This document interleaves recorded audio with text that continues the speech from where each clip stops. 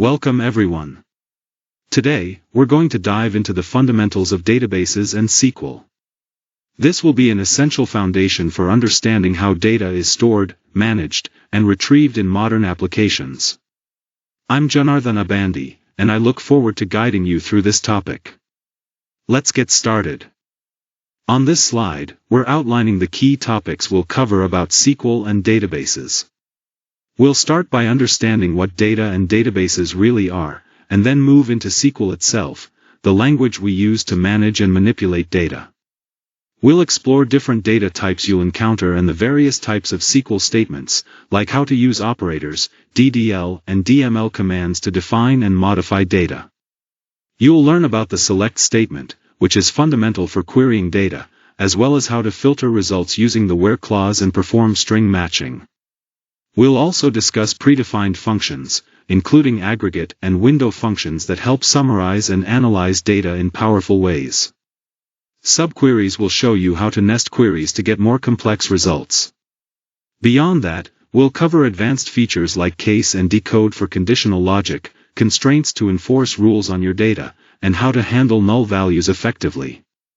You'll get a solid understanding of joins for combining tables, set operators for working with multiple datasets, and CTEs, which make queries easier to read and manage.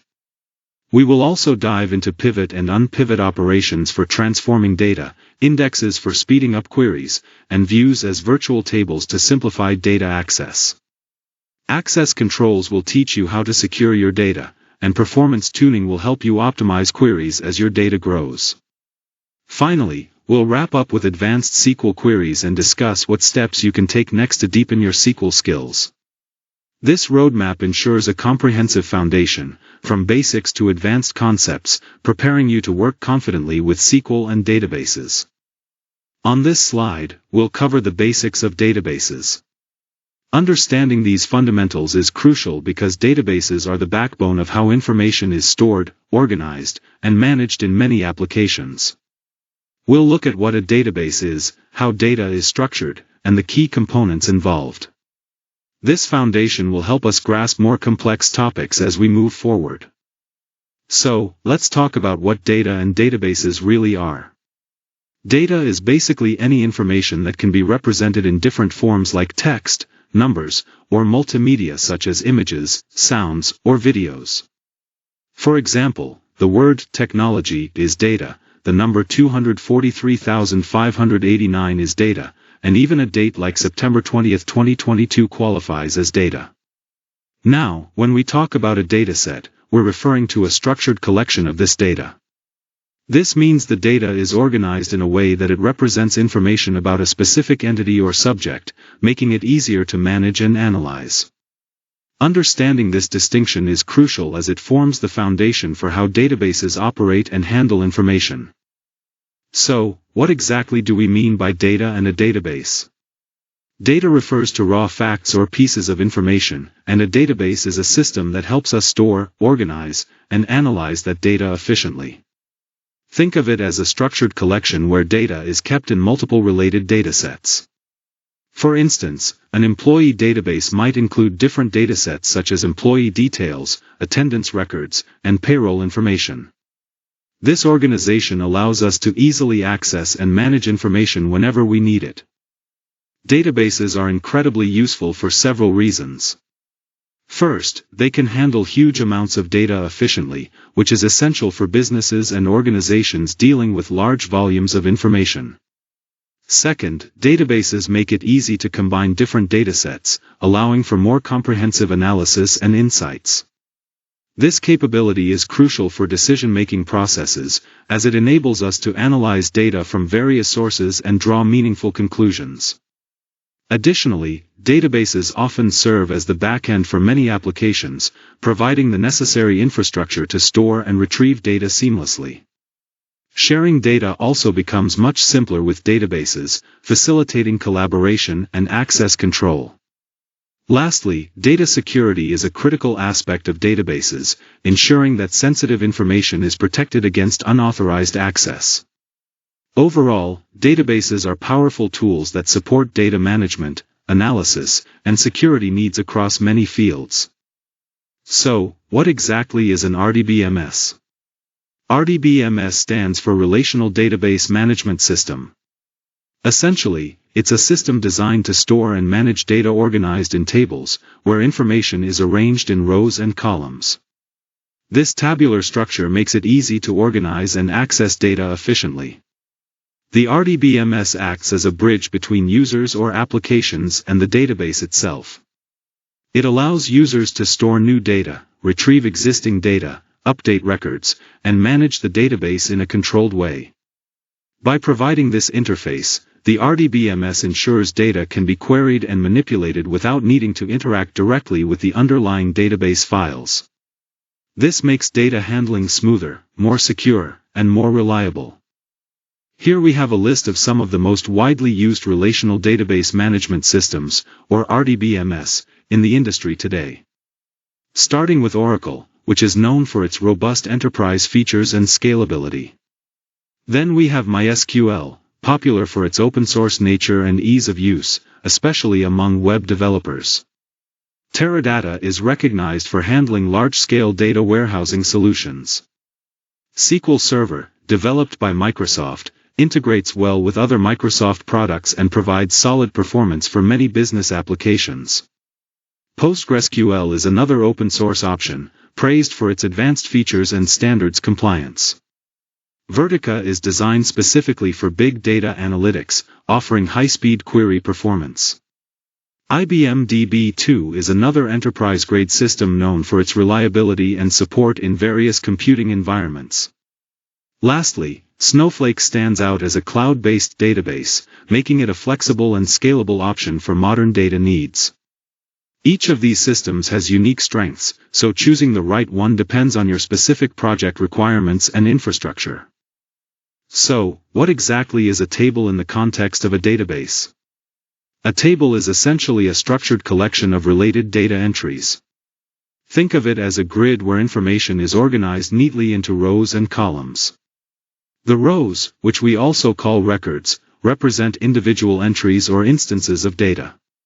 For example, each row in a customer table might represent a different customer. The columns, or fields, define the type of data stored for each entry, such as a customer's name, address, or phone number. Additionally, there's something called metadata, which is basically data about the data. Metadata provides essential information about what kind of data is stored in the table, helping us understand the structure and meaning of the stored information. Now, let's talk about how to load data into database tables.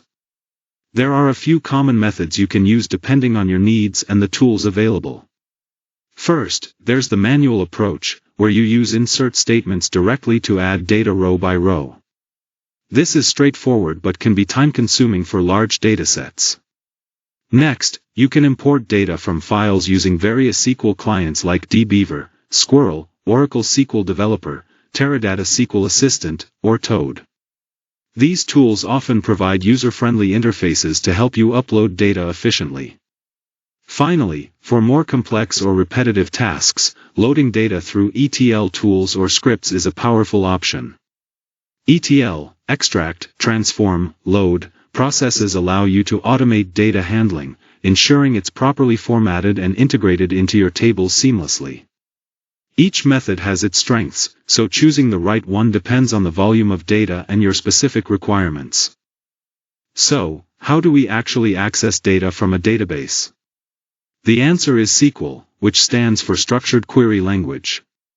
SQL is the primary programming language we use to interact with relational database management systems like Oracle, Teradata, MySQL, and many others.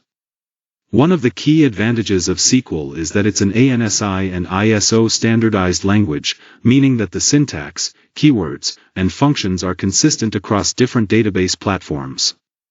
This standardization makes it easier for us to write queries that work on multiple systems. With SQL, we can build queries and procedures to retrieve, update, and manipulate the data stored in the database.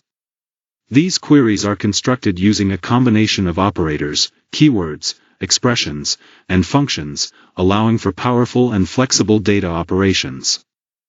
Now, let's take a closer look at data types. Understanding data types is fundamental because they determine what kind of values can be stored and manipulated in programming and data analysis. Different data types serve different purposes and have specific characteristics. For example, we have numeric types for numbers, character types for text, and Boolean types for true or false values. Choosing the right data type is crucial for efficient memory use and accurate processing. As we proceed, we'll explore the common data types in detail and see how they are used in practice. Data types are fundamental because they define what kind of information we're working with when storing or querying data. Essentially, data types tell us how the system should interpret and handle the data. There are several common types you'll encounter. First, we have characters or strings, which are used to store text like names or descriptions. Then, numeric values, which include integers and decimals, are used for calculations or quantities. Date and time values help us record specific moments or durations. Boolean data types are simple but powerful. They represent true or false states, useful for conditions and logical checks. Finally, there are multimedia data types like images, audio, and video, which allow us to handle rich media content. Understanding these data types is crucial for designing effective databases and writing precise queries. On this slide, we're looking at the key data types commonly used in databases and what they represent. First, char is for fixed-length strings. It stores text with a set length, meaning if you define it as char 10, it always uses 10 characters, padding with spaces if necessary. This is useful when you know the exact size of the data. Varchar, on the other hand, is variable length. It stores strings that can change in size up to a defined maximum, which makes it more efficient when dealing with text entries that vary in length. Moving on to numbers, int and integer are essentially the same. They store whole numbers within a specific range from about -2.1 billion to +2.1 billion, which covers most typical integer values in applications. If you need to store much larger integers, you'd use Bigent, which supports a much wider range, suitable for very large numbers. For numbers with decimals, float and double are used. Both store floating-point numbers, but float is usually for smaller precision, and double handles larger sizes with more precision. You specify the total number of digits and how many of those come after the decimal point. Finally, number and decimal types can represent both integers and decimals with specific sizes and precision. They're quite flexible and are often used when precise decimal representation is necessary, such as in financial calculations. Understanding these data types helps ensure that data is stored efficiently and accurately according to its nature. Let's take a closer look at some common data types used for handling date and time information. First, we have the date type, which is used to specify a date in the format year, month, and day, YYYYMMDD. Next is the time type, which focuses solely on the time of day, formatted as hours, minutes, and seconds, or HHMMSS. When we need to represent both date and time together, we use the datetime type. Its format combines both elements as YYYYMMDD followed by HHMMSS. This type supports a very broad range, from the year 1000 all the way up to 9999, making it quite versatile. Then there's the timestamp type, which records a precise moment in time, but within a more limited range, specifically from January 1, 1970 to January 9, 2038, all in Coordinated Universal Time or UTC. Finally, we have the Boolean data type, which is the simplest one. It represents just two states, true or false. In numerical terms, 0 means false, and any non-zero value means true. Understanding these data types is essential when working with time-sensitive or date-related data in any system. Now, let's dive into operators in SQL. Operators are fundamental because they allow us to perform calculations, comparisons, and combine multiple conditions in our queries. They help us refine data retrieval and manipulate data effectively. Understanding SQL operators is key to writing efficient and precise queries, whether you're filtering results, performing arithmetic operations, or working with logical conditions. We'll explore different types of operators such as arithmetic, comparison, logical, and others to see how they function within SQL statements. This will equip you with the tools to handle complex data tasks with confidence. On this slide, we're looking at the key operators used in SQL, which are essential for manipulating and comparing data. First, let's talk about the arithmetic operators. These include the plus sign for addition, the minus sign for subtraction, the asterisk for multiplication, the forward slash for division, and the percent sign which represents the modulo operation. This gives the remainder after division. These operators help perform calculations directly within your SQL queries. Next, we have the comparison operators, which are used to compare values. The equal sign checks if two values are the same. The greater than and less than signs check if a value is larger or smaller, respectively. We also have greater than or equal to and less than or equal to, which include equality in their comparison. Finally, not equal to can be represented by either or equals. These comparison operators are crucial for filtering data and forming conditions in your SQL statements. Understanding these operators is fundamental to writing effective and precise queries.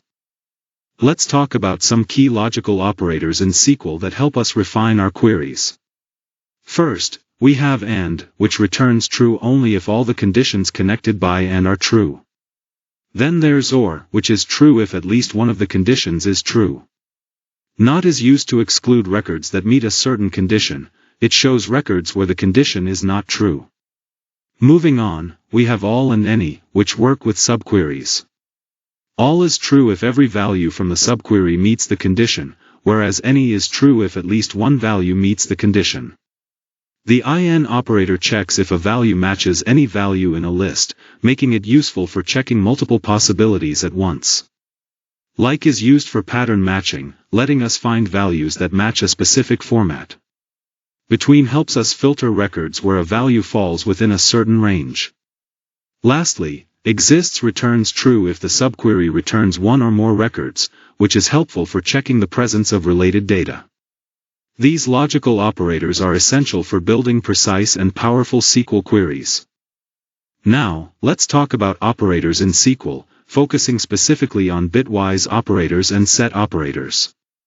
Starting with SQL bitwise operators, these are used to perform operations on individual bits of integer data types.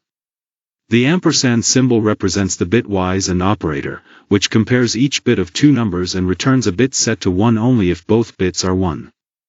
The vertical bar, or pipe symbol, is the bitwise OR operator, which returns a 1 if either of the bits is 1. The caret, or caret symbol, denotes the bitwise exclusive OR, commonly called XOR, which returns 1 only when the bits are different. Finally, the tilde symbol is the bitwise NOT operator, which inverts each bit. Switching over to SQL set operators, these are used to combine the results of two or more queries. The most common operator is union, which combines the result sets of two queries and removes duplicates.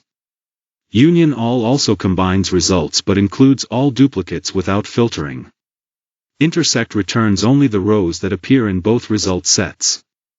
And minus, which is sometimes called except in certain SQL dialects, returns rows from the first query that are not found in the second. Understanding these operators is crucial because they allow for powerful and efficient data manipulation and comparison within your SQL queries. Bitwise operators help when you need to work with data at the binary level, while set operators are essential for combining query results in different ways.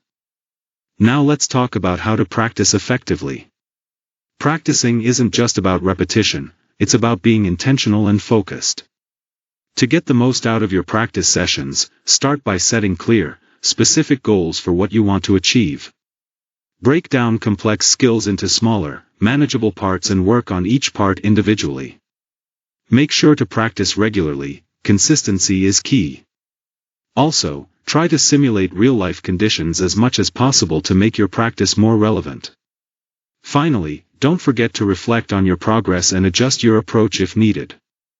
This way, practice becomes purposeful and leads to meaningful improvement. Here, we'll explore 3 different ways to work with SQL. First, using online SQL editors, which are great because they allow you to write and run SQL queries directly in your browser without any setup. This is ideal for quick tests or learning SQL basics. Second, by installing PostgreSQL on your local machine, you get a full-featured, powerful database system right at your fingertips, perfect for more serious development and testing. Finally, using Snowflake, which is both easy to get started with and advanced enough for complex data environments. Snowflake offers cloud-based data warehousing with scalability and flexibility, making it a popular choice in modern data projects. Each method has its own benefits depending on your needs and experience level. Here, we have a set of 7 employee tables designed specifically for practice. You'll be creating and inserting data into these tables to get hands-on experience. There are 3 different versions available: Online, PostgreSQL, and Snowflake. I highly recommend focusing on the Snowflake version since it's an advanced cloud-based database platform, offering a valuable opportunity to work with modern database technologies. This practice will help solidify your skills and give you a better understanding of how these systems function in real-world scenarios. On this slide, we're focusing on the different types of SQL statements. Understanding these types is crucial because SQL, or structured query language, is what we use to communicate with databases. There are several key categories we need to be aware of. First, we have data query language, or DQL, which is primarily about retrieving data, using commands like select. Then there's data definition language, or DDL, which involves creating and modifying database structures, such as tables and indexes, with commands like create, alter, and drop. Next is data manipulation language, or DML, which handles the modification of data itself, including inserting, updating, and deleting records with commands like insert, update, and delete. Finally, there's data control language, or DCL, which deals with permissions and security, using commands like grant and revoke. Each type plays a distinct and important role in managing and interacting with a database effectively. Let's take a closer look at the 5 main types of SQL statements.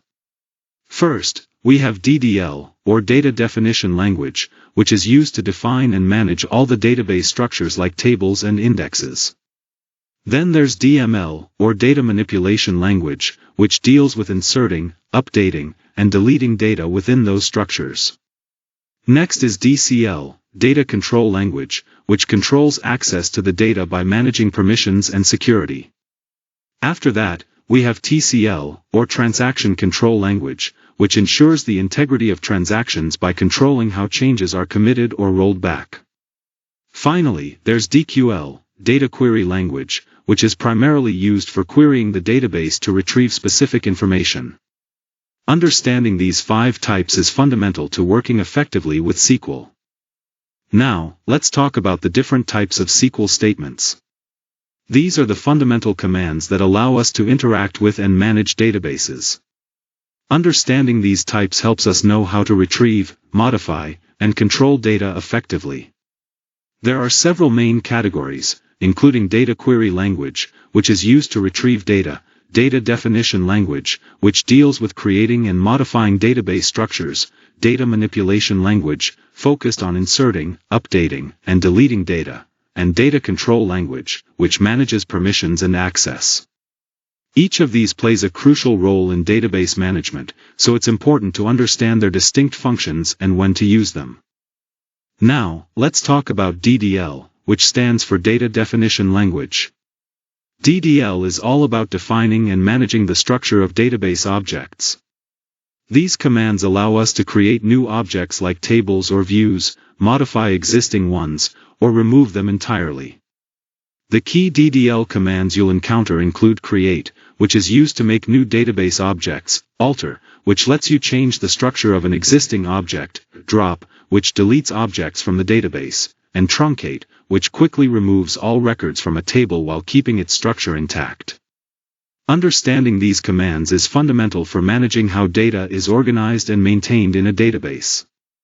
Now, let's talk about the create statement, which is fundamental in database management. The create command is used to generate new objects within the database. These objects can include tables, indexes, functions, views, procedures, and triggers. Essentially, anything that helps structure or automate your database can be created using this command. For example, when you want to add a new table, you use the syntax create table followed by the table name. Inside parentheses, you define each column along with its data type. This structure allows the database to understand exactly what kind of data will be stored and how it should be organized. Similarly, to create a view, which is like a virtual table based on a query, you use create view followed by the view's name and the select statement that defines what data the view will display. This is particularly useful for simplifying complex queries or restricting access to certain data. Understanding how to use the create statement effectively is key to building and managing your database schema efficiently. The alter command is a powerful tool used to change the structure of an existing table in a database. With alter, you can add new columns to a table, remove columns that are no longer needed, modify the data type or length of an existing column, or even rename the entire table. For example, you might rename a table using alter table table_a rename to table_b, or add a new column with alter table_name add new column data type. If you need to adjust a column's properties, you use alter table_name modify column_name, and to delete a column, the command is alter table_name drop column_name. This flexibility makes alter essential for managing and updating your database schema as your data needs evolve. Let's talk about the drop command, which is essential for removing database objects. Drop is used when you want to delete things like tables, views, functions, procedures, or indexes from your database. This command permanently removes the specified object and all its data or structure, so it must be used with caution. For example, to drop a table, you would write drop table followed by the table name. Sometimes, you might see the syntax as just drop followed by the object name, depending on the database system. Similarly, to remove a view, you use drop view and then the view name. Dropping a function involves the drop function keyword, and dropping an index uses drop index. Remember, once you drop an object, it cannot be recovered unless you have a backup. So, always double-check before executing drop commands to avoid accidental data loss. When we talk about truncate, we're referring to a command that deletes all rows from a table quickly and efficiently. Unlike a regular delete operation, truncate removes all data without the ability to roll back or recover the deleted records. This means once you execute this command, the data is gone permanently. The syntax is quite simple. You just use truncate table followed by the name of the table you want to clear. This command is especially useful when you need to empty a large table without logging each row deletion, making it faster than delete in many scenarios. However, because it's irreversible, it should be used with caution. Now, let's put what we've learned into action by practicing DDL statements. This is a crucial step because it helps solidify your understanding of how to create, modify, and manage database structures. We'll go through examples together, so you can see how these commands work in real scenarios and get comfortable using them yourself. This hands-on approach will ensure you gain confidence and proficiency with data definition language operations. Let's talk about data manipulation language, or DML. This is a crucial part of SQL that deals specifically with handling the data within our database tables. DML statements allow us to add new data to tables, modify existing data, and delete data that is no longer needed. The three primary commands you'll use in DML are insert, which adds new records, update, which modifies existing records, and delete, which removes records from the table. These commands are essential for managing and maintaining the accuracy and relevance of your database information. When we want to add new data into a table, we use the insert statement. It allows us to insert a single record manually, which is useful when adding one entry at a time. We can also insert multiple records manually by specifying each set of values. For larger operations, we can insert bulk data that comes from other processes, making it efficient to handle extensive data imports. Additionally, we can insert data from one table directly into another by selecting the relevant columns. The basic syntax involves specifying the table name and columns, followed by the values clause to provide the data. Alternatively, to copy data from one table to another, we use insert into with a select statement. This flexibility makes insert a fundamental command for managing data in databases. Now, let's talk about the update command in SQL. The update statement allows us to modify existing data in a table. This is done using the set keyword to specify which columns we want to change. With update, we can update one or more columns at the same time. We can also choose to update specific records by using a condition with the where clause. If no condition is given, the entire table will be updated. The basic syntax looks like this: you write update table followed by the table name, then set, and list the columns and their new values. To update specific rows, you add a where clause after the set statement to specify which records should change. This command is essential for maintaining and correcting data in your database. When we use the delete statement in SQL, it's designed to remove records from a table. You can delete one or multiple records by specifying a condition that filters which records get removed. If you want to clear the entire table, you can use delete without any conditions, which will remove all the records. The basic syntax starts with delete from followed by the table name. If you want to delete specific rows, you add a where clause with a condition to target those records only. This gives you flexibility to manage data by removing unwanted entries efficiently. One important interview question that often comes up is, what is the difference between delete and truncate? Both are used to remove data from a table, but they work differently.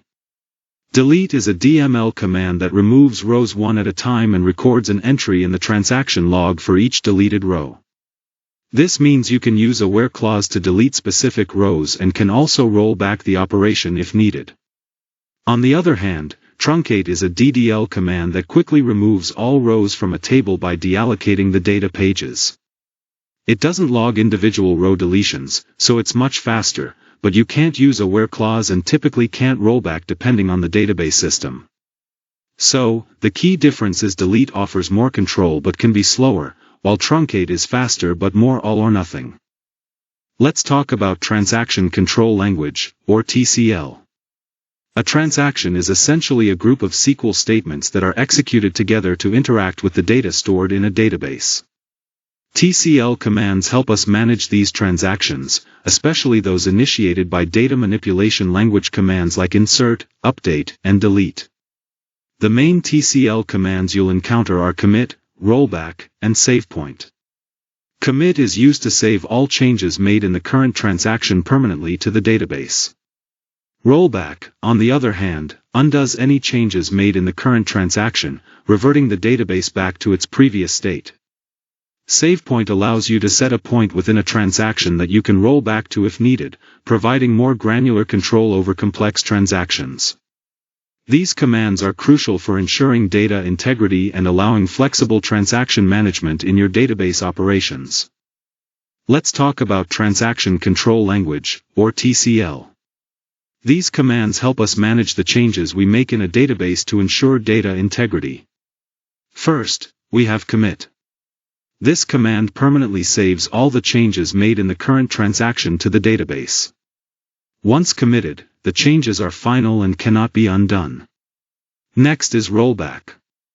This command undoes all changes made since the last commit, effectively restoring the database to its previous stable state.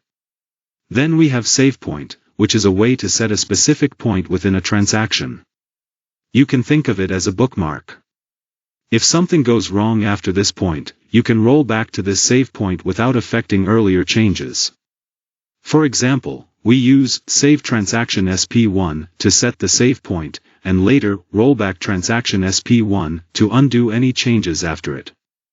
These commands are essential for controlling and managing transactions safely in any database system. Now, let's talk about Data Control Language, or DCL, which is a crucial part of managing database security. DCL commands are specifically used to control access privileges for users and roles on various database objects. Essentially, only database administrators or the owners of objects have the authority to grant or revoke these permissions. The first key command in DCL is grant. This command allows the administrator to provide specific permissions to users or roles for database objects. For example, if you want to let a user select data from a table, you would use the grant command specifying the privilege, the object, and the user or role. On the other hand, we have the revoke command, which does the opposite.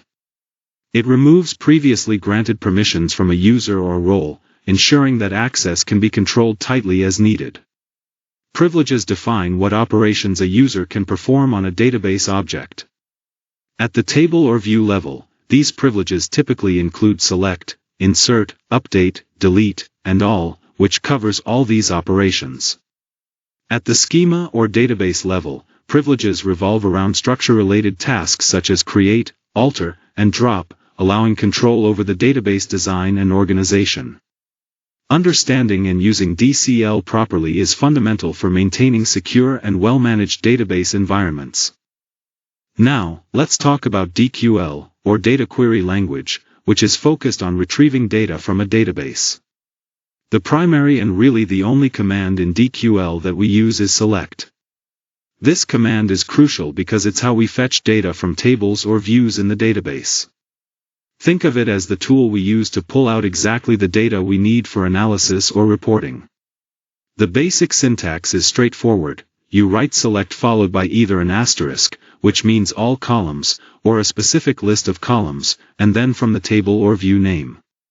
This command is fundamental for data analysis since it allows us to extract valuable information efficiently. Next, we'll explore what kinds of things we can do with the select command to make the most of our data. The select statement is fundamental for retrieving data from tables and views in a database. Essentially, it allows us to specify exactly what data we want to see. The basic syntax includes the keyword select followed by either an asterisk to fetch all columns or a specific list of columns you need, then the from clause to indicate the table or view you're querying. With the select statement, you have a lot of flexibility. You can pull all the columns or just the ones relevant to your analysis. You can also control which records you retrieve by applying a where condition to filter the data. Beyond simple retrieval, you can write expressions to modify or calculate values on the fly, and you can use both built-in functions and user-defined functions to manipulate your results. Additionally, select lets you perform aggregations like sums or averages to get summary insights. Lastly, you can order your results in ascending or descending order to make the data easier to understand and use. This makes select a versatile tool for working with data in databases. Now, we're going to focus on the employees database. This is where we'll create tables that store data related to employees, which will help us practice managing and querying employee information. I'll walk you through setting up these tables and then inserting some sample data so we can work with real examples. This hands-on approach makes it easier to understand how databases handle employee records in a practical setting. Here, we're focusing on two essential clauses in SQL, where and order by. The where clause is used to filter records that meet specific conditions, allowing us to narrow down the data we want to retrieve. For example, if we only want to see customers from a particular city, the where clause makes that possible. On the other hand, the order by clause helps us sort the results based on one or more columns, either in ascending or descending order. This is especially useful when we want to organize data meaningfully, like listing employees by their last name or sorting products by price. Understanding how to use where and order by together can greatly enhance the precision and clarity of our database queries. The where clause is used to filter data from tables or views based on specific conditions. Essentially, it helps us retrieve only the records that meet certain criteria. You can specify one or multiple conditions in the where clause, depending on what you need.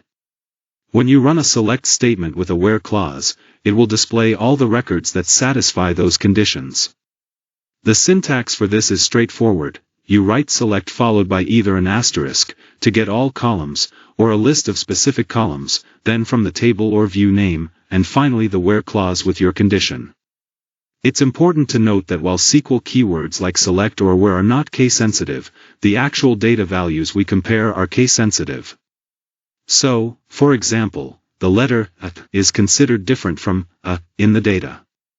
This distinction can affect your query results, so it's something to keep in mind when writing conditions. Now, let's talk about the order by clause. This clause lets us sort the data we retrieve from a database table. By default, the data is sorted in ascending order, which means from smallest to largest, or alphabetically for text. If you want to sort in descending order instead, you just need to specify desk after the column name. You can use the order by clause on any data type, numbers, strings, or dates. It's also flexible enough to allow sorting on multiple columns at once. For example, you could order by one column in descending order and another in ascending order. In terms of syntax, you simply write your select statement and add order by with the column or columns you want to sort by. For instance, order by col 2 will sort by that column ascending, order by col 3 desk will sort by that column descending, and order by col 1 desk, col 2 will sort first by col 1 in descending order, then by col 2 in ascending order. This gives you a powerful way to organize your query results exactly how you need them. Now, let's practice using the where and order by clauses in SQL. The where clause helps us filter our data to include only the rows that meet certain conditions. For example, if we want to see all customers from a specific city, we use where to narrow down our results. On the other hand, the order by clause allows us to sort the results in either ascending or descending order, making it easier to analyze or present the data. Combining these two clauses effectively lets us control both which data we see and how it is organized. I'll walk through a few examples to make these concepts clear. Now, let's talk about string matching, which is an essential concept in working with text data. The two main operators used here are like and not like. Like is used when we want to find strings that match a specific pattern, while not like helps us find strings that do not match that pattern. To make these patterns more flexible, we use wildcard operators. The underscore, represented by underscore, matches exactly one single character. For example, if you search for C_T, it will match cat or cut, but not coat. Then we have the %, which matches 0 or more characters, allowing for even broader searches. For instance, C% will match any string starting with C, like cat, car, or cup. Understanding these operators will help us efficiently filter and search text data. Now, let's put this into practice and try some examples to solidify these concepts. Let's talk about predefined functions. These are functions that are already built into a programming language or environment, so you don't have to write them yourself. They save you time and effort because they handle common tasks like mathematical calculations, string manipulation, or input-output operations. Understanding how to use these functions effectively can really boost your productivity and make your code cleaner and more reliable. It's important to familiarize yourself with the most commonly used predefined functions in the language you're working with, as they form the foundation for more complex programming. SQL comes with a wide variety of predefined functions that make data manipulation and analysis much more efficient. These functions are grouped into several categories. First, we have numeric functions, which help perform calculations or manipulate numbers. Then, there are string functions that allow us to work with text data, like trimming or concatenating strings. Date and time functions are essential for handling and formatting date and time values. Conversion functions help us change data from one type to another, ensuring compatibility across different operations. Null handling functions are crucial because they let us manage missing or undefined values properly.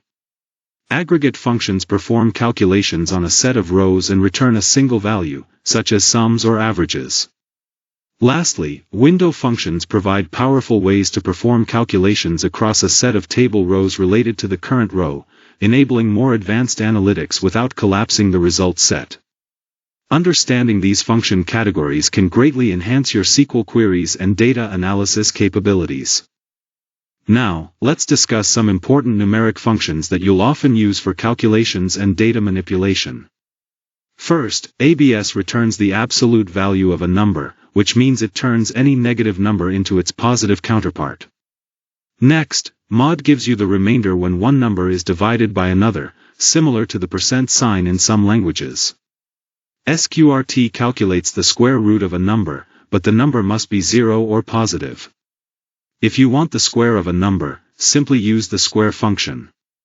Power takes two arguments, x and y, and raises x to the power of y. This is useful for exponential calculations. Moving on, ceil rounds a number up to the nearest integer, while floor rounds a number down to the nearest integer. Round, on the other hand, rounds a number to the nearest integer based on the decimal value. The sign function tells you whether a number is positive, negative, or 0 by returning 1, -1, or 0 respectively. For logarithmic functions, log returns the logarithm of a number, and ln returns the natural logarithm, which is the logarithm with base e. Exp raises Euler's number, approximately 2.718, to the power of x. Finally, factorial calculates the factorial of a number, which is the product of all positive integers up to that number. Understanding these functions will give you a solid foundation for working with numerical data effectively.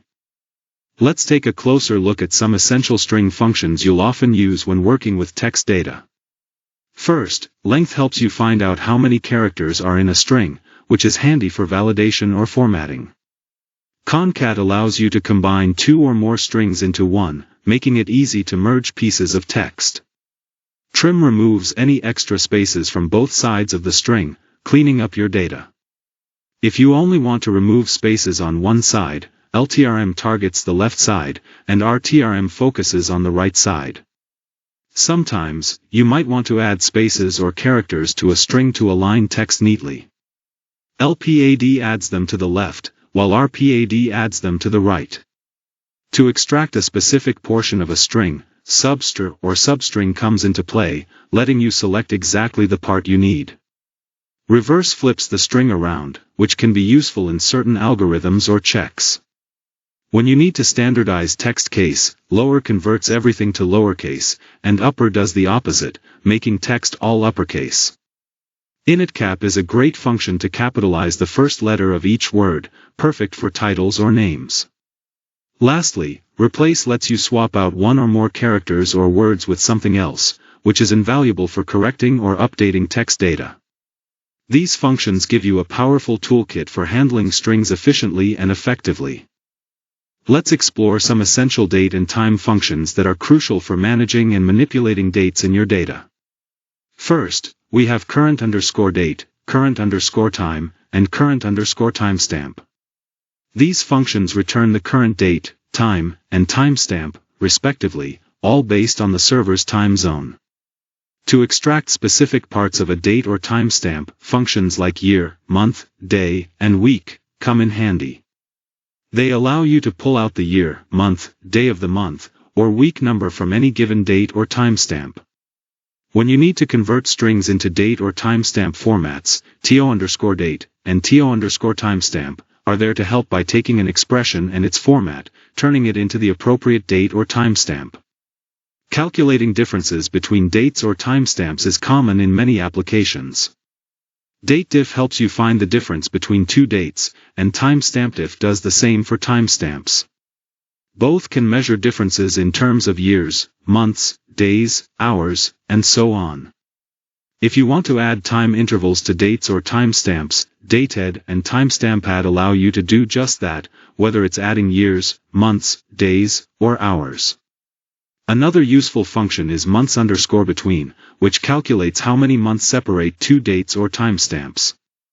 Finally, there are other handy functions like sysdate, which returns the current system date and time, as well as datetime, long_date, and now, each providing variations of date and time values.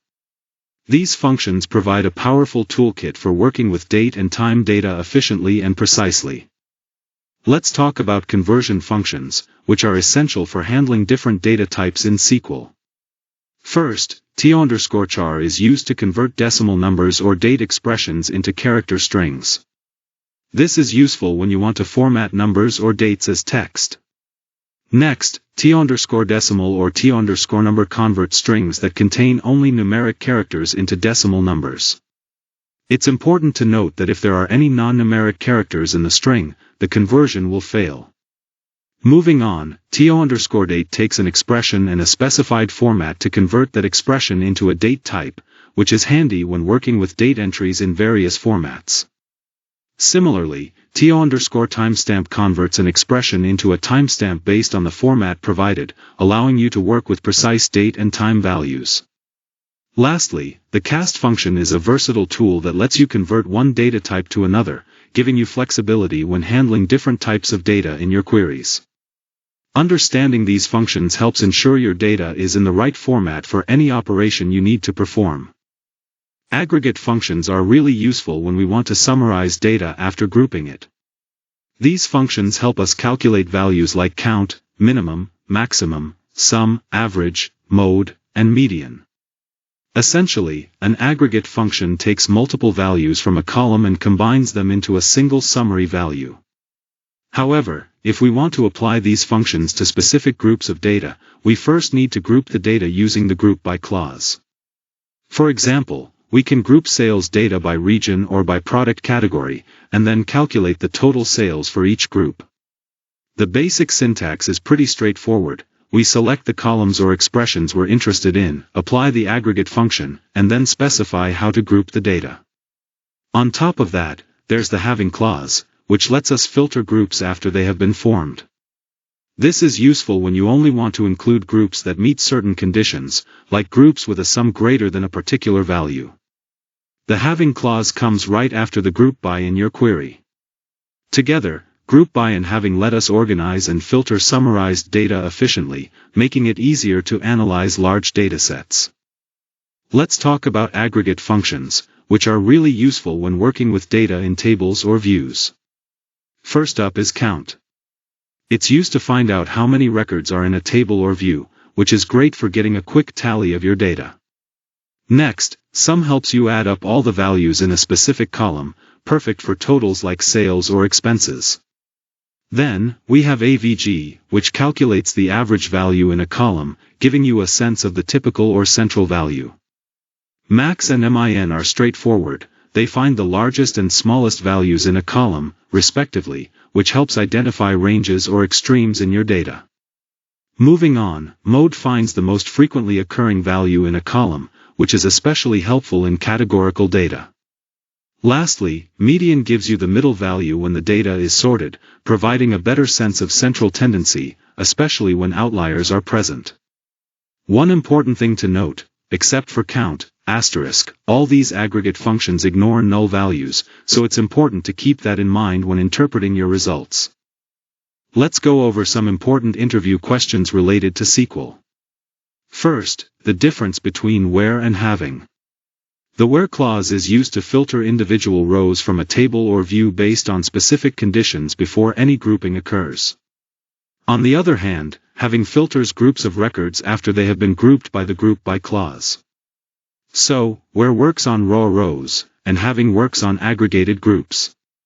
Next, can you use both where and having in the same SQL statement? Yes, you definitely can. Typically, you first filter rows with where, then group them, and finally, filter those groups with having. Finally, the order of execution for these clauses in a query is important. First, the from clause identifies the table, then where filters the rows, group by groups those filtered rows, and having filters the groups based on conditions. Understanding this order helps write more efficient and accurate queries. Let's talk about null handling functions and what a null value really means. A null in a database column indicates that the column has no value.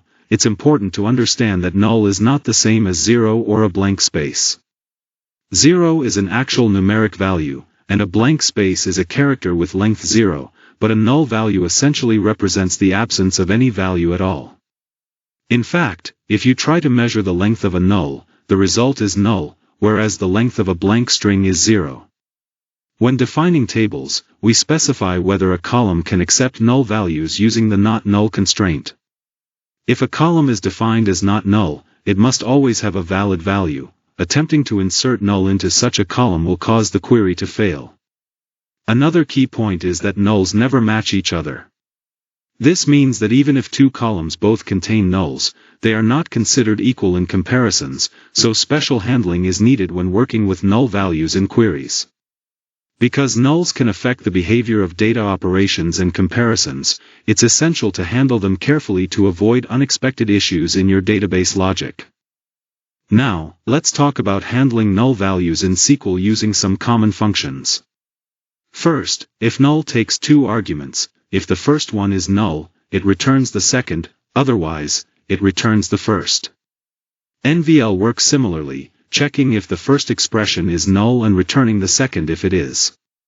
NVL2 is a bit different, it takes three arguments. If the first expression is not null, it returns the second. If the first is null, it returns the third. Lastly, coalesce evaluates a list of expressions and returns the first one that isn't null. These functions are essential for managing missing data and ensuring your queries handle nulls gracefully. On this slide, we're focusing on the topic of nulls. Null values are critically important in data management because they represent missing or undefined information.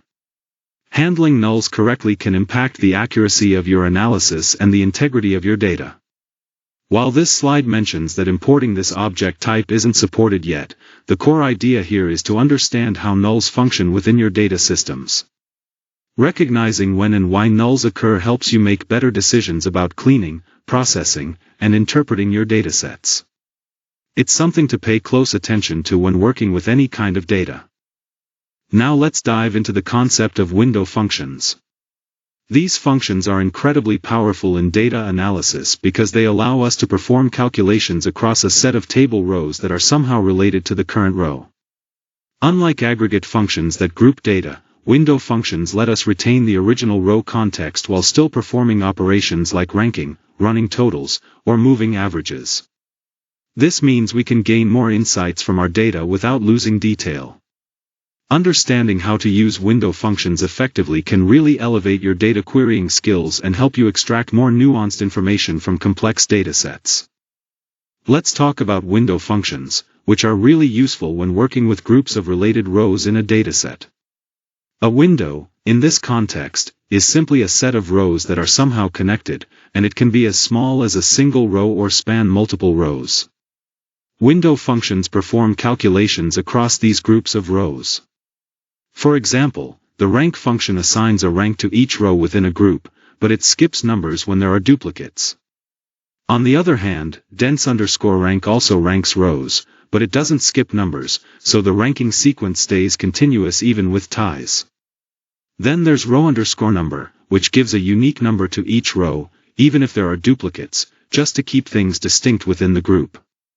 Let and lag help you peek at the next or previous row's data, which is handy for comparing values or calculating differences over time. We also have first_value and last_value, which return the first and last items in an ordered list within the group. And nth_value lets you grab the nth item, giving you flexibility to look at specific positions in your ordered data.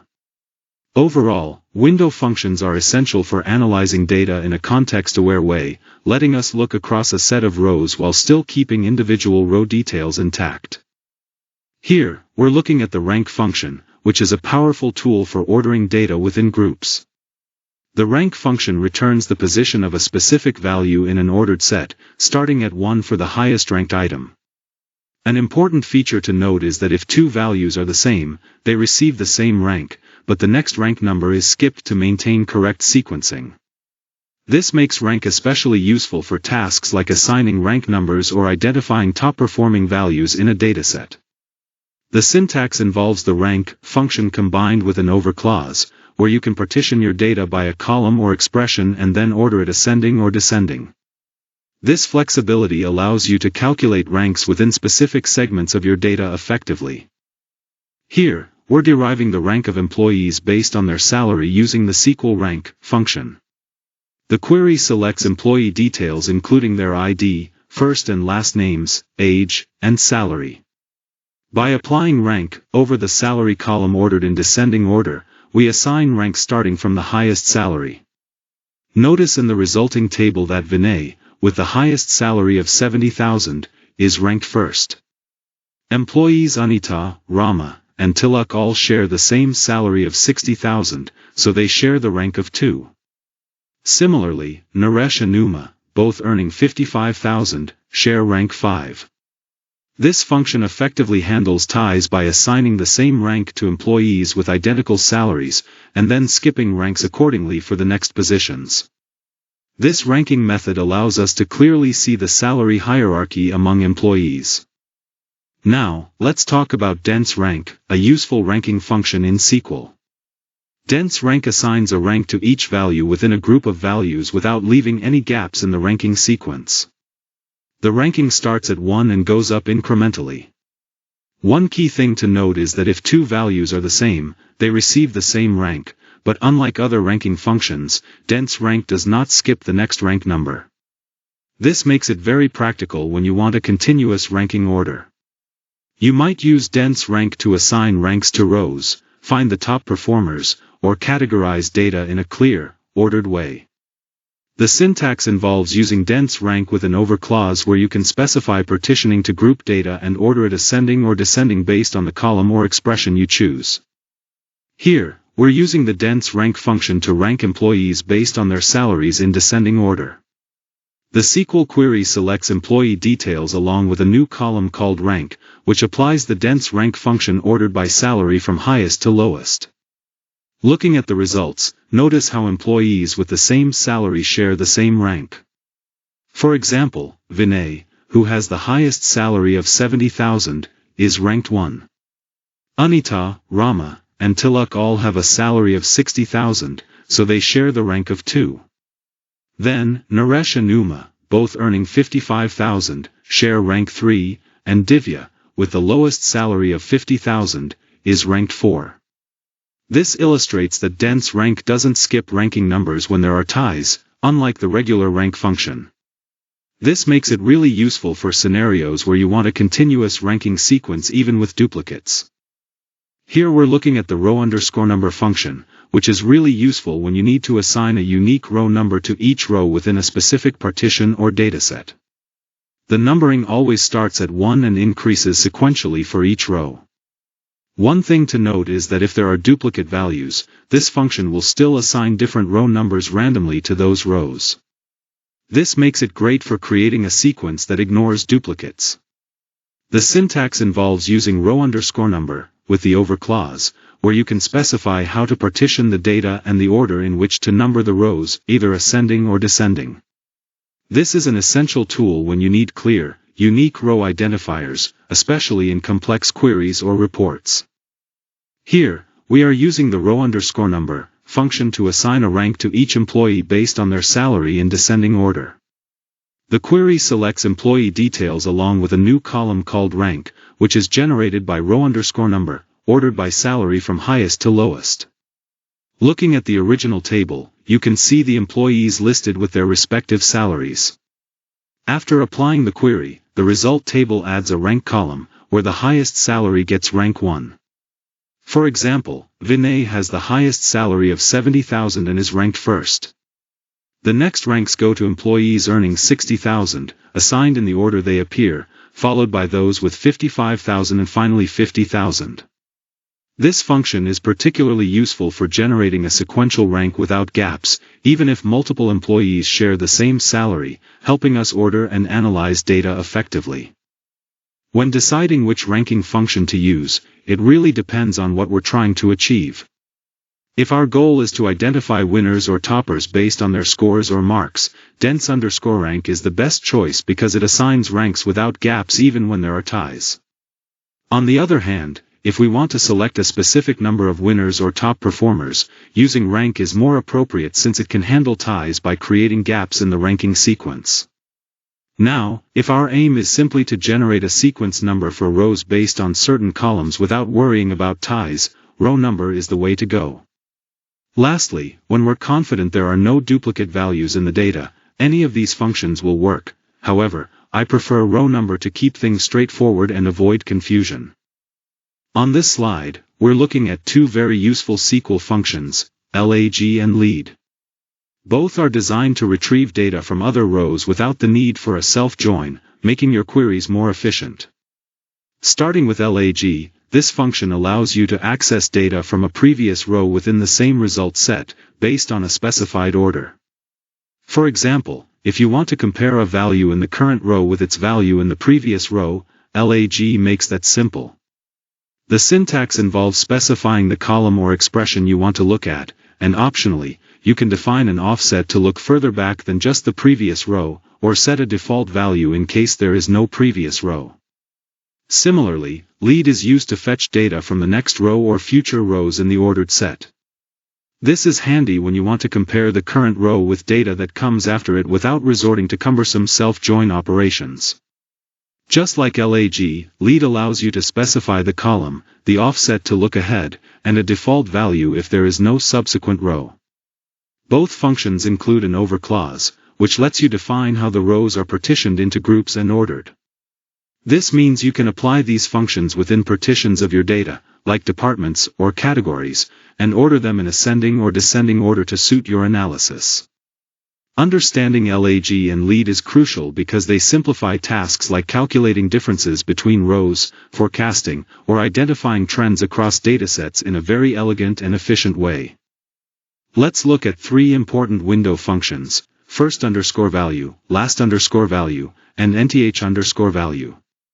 First underscore value returns the very first value in an ordered group, helping you identify the starting point or earliest entry in your dataset. The syntax involves specifying the column or expression you want, and then ordering the data, optionally partitioning it into groups. Last underscore value works similarly but gives you the last value in the ordered group. This can be useful for finding the most recent or final entry within each partition or the entire dataset if not partitioned. Nth underscore value takes this a step further by allowing you to specify which position or nth value you want within the ordered group. For example, retrieving the third or fifth value, depending on your needs. All three functions use the over clause, where you can partition the data into subsets and order the data within those partitions either ascending or descending. This flexibility makes these functions powerful tools for analyzing sequences and ordered data. Now, let's talk about subqueries, which are a powerful feature in SQL. A subquery is essentially a query nested inside another query. It allows us to perform more complex data retrieval by filtering or transforming data based on the results of another query. This can be useful for breaking down problems into smaller, manageable parts or for comparing data within the same table or across different tables. Understanding how to use subqueries effectively can greatly enhance your ability to manipulate and analyze data. Let's talk about subqueries in SQL. A subquery, sometimes called a nested or inner query, is basically a query inside another query. You can use subqueries with different SQL statements like select, insert, update, and delete. They can appear in places like the where clause, the from clause, or even in join operations. One key thing to remember is that a subquery must always be enclosed in parentheses. Typically, if the subquery does not depend on the outer query, it runs first and its result is used by the outer query to produce the final output. This is straightforward because the inner query is independent. Now, there's also something called a correlated subquery. This is a bit more complex because the inner query depends on values from the outer query. In this case, both queries are interdependent, the outer query's result depends on the inner query, and the inner query's execution depends on the outer query. This relationship is why it's called a correlated subquery. Understanding this will really help you work with more advanced SQL queries effectively. Here we have two very useful SQL operators, in and exists. The in operator is great when you want to match a column or expression against a list of values. These values can be specified directly in the query or obtained from the result of a subquery. For example, you might select rows where a column's value is in a specific list, or matches any result returned by a subquery. On the other hand, exists is used to check the presence of rows in a subquery that meet a certain condition. It returns true if the subquery finds any matching rows, and false if it doesn't. This is especially useful for verifying the existence of related data without returning the actual data. It's important to remember the opposites. Not in works like in but excludes the listed values, and not exists returns true when the subquery finds no matching rows. Both sets of operators are powerful tools for filtering data efficiently depending on your needs. On this slide, we're focusing on the concepts of case and decode. Understanding these functions is crucial because they allow us to manipulate and transform data effectively. The case statement is essentially a way to implement conditional logic in SQL, letting us perform different actions based on particular conditions. It's similar to an if-else structure in programming. The decode function, on the other hand, provides a more concise way to compare a value against multiple options, returning corresponding results without the need for complex nested conditions. Both are powerful tools for data analysis and reporting, helping us to categorize and interpret data in more meaningful ways. As we go through, keep in mind how these functions enhance our ability to write flexible and readable queries. The case statement evaluates multiple conditions and returns the result for the first true condition it encounters, then stops checking further conditions. If none of the conditions are met, it returns the value specified in the else clause. Think of it as similar to an if-else structure, which we can't use directly in SQL, but case provides that same functionality. The syntax starts with select, then case, followed by each when condition paired with its result. Finally, we include an else for any unmatched conditions and end with end, assigning a column name for the output. This makes it a powerful tool for conditional logic in SQL queries. The decode statement is a powerful function in SQL that allows us to compare a column or expression against multiple search values and return corresponding result values when a match is found. If none of the search values match the expression, decode returns a default value specified at the end of the statement. Think of decode as similar to if-else or case statements, but with a key difference. While if-else and case let us write complex conditions, decode works specifically by comparing one column or expression to a set of values. This makes it especially handy when you need to check the same column against multiple potential values quickly and neatly. The syntax is straightforward. You write decode, then the column or expression you want to evaluate.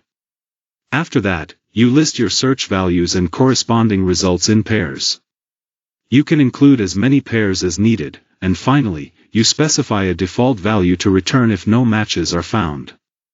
This makes decode a concise and readable option for simple conditional logic directly within your select statement. Let's talk about the key differences between case and decode, which is a common interview question. Firstly, case is a statement, while decode is a system function. This means case offers more flexibility in how it operates. Case can work with a variety of relational operators like greater than, less than, and so on, not just equality. Decode, on the other hand, only works with equality comparisons. Another important difference is that case can be used as a parameter in procedure calls, but decode cannot. When it comes to PL/SQL, case statements can be used throughout PL/SQL blocks, whereas decode functions are limited mostly to select statements within PL/SQL. Finally, case requires that the data types of the values it returns are consistent, while decode does not have this strict requirement. These distinctions are essential to understand when deciding which one to use depending on the context. Let's talk about constraints, which are essentially the limitations or restrictions that impact our project or process. These can come in many forms, such as time limits, budget caps, resource availability, or technical challenges. Understanding these constraints early on is crucial because they shape our planning and decision-making. They help us set realistic goals, prioritize tasks, and identify potential risks. By acknowledging constraints, we can work smarter within our boundaries and find creative solutions to overcome obstacles. Keeping these in mind ensures that our project stays on track and delivers successful results. Now let's talk about constraints in SQL. Constraints are essentially rules or conditions that we define to maintain the integrity and accuracy of the data in a table. They act as safeguards to ensure that the data entered into the database follows certain standards and restrictions. For example, if a piece of data violates one of these constraints, the SQL operation will not be allowed to complete, protecting the database from invalid or inconsistent information. There are several types of constraints in SQL, each serving a specific purpose. Unique ensures that all values in a column are distinct, preventing duplicates. Not null means that a column cannot have a null value, making sure important fields always contain data. Default sets a default value for a column when no value is provided during data entry. Check is used to enforce a condition that each value in a column must satisfy. Primary key uniquely identifies each record in a table and does not allow nulls. Lastly, foreign key maintains referential integrity by linking records in one table to the primary key in another, ensuring the relationships between tables are consistent. Understanding and using these constraints properly is fundamental to designing reliable and efficient databases. Let's talk about some common constraints in SQL that help maintain data integrity. First is the unique constraint, which you can apply at the column level. This ensures that every value in that column is distinct, no duplicates allowed. However, it does permit null values, so it's important to keep that in mind. Next is the not null constraint. This one prevents any null values from being entered into the column. If you try to insert a null, the SQL statement will throw an error, ensuring the column always has meaningful data. Then we have the default constraint. This allows you to set a default value for a column. So, if no value is provided during an insert, SQL will automatically use the default value you specified. Lastly, the check constraint lets you define a condition that values must meet to be accepted. If the data violates this condition, the SQL statement will fail, which helps enforce business rules directly in the database. An important point to note is that you can apply all these constraints either when you create the table or later on by using the alter table statement. This flexibility allows you to refine your database structure as needed. Let's talk about constraints in SQL, starting with the primary key. A primary key uniquely identifies each row in a table, ensuring no duplicates and that every row has a distinct identity. It combines two important constraints, unique, which prevents duplicate values, and not null, which ensures that the key must have a value. You can apply a primary key to a single column or even a combination of columns, making it a powerful way to uniquely identify data. This constraint is applied at the table level and can be set either when you create the table or later on with the alter table command. Next, we have the foreign key. This constraint is essential for maintaining referential integrity between tables. Essentially, a foreign key in one table points to a primary key in another table, creating a link between the two datasets. This relationship helps keep data consistent across tables, for example, linking orders to customers. When defining a foreign key, you use the references keyword to specify which primary key the foreign key is related to. This is how we establish and enforce connections between tables in a relational database. Let's take a closer look at constraints in SQL through these table definitions. Constraints are rules applied to columns to enforce data integrity and consistency. In the employee table, we have several important constraints. The EMP_ID is defined as an integer and must be unique, ensuring no two employees share the same ID. The first _name field cannot be null, meaning every employee must have a first name recorded. The last _name is optional in this case. The salary column has a default value of 0, so if no salary is provided, it defaults to 0 automatically.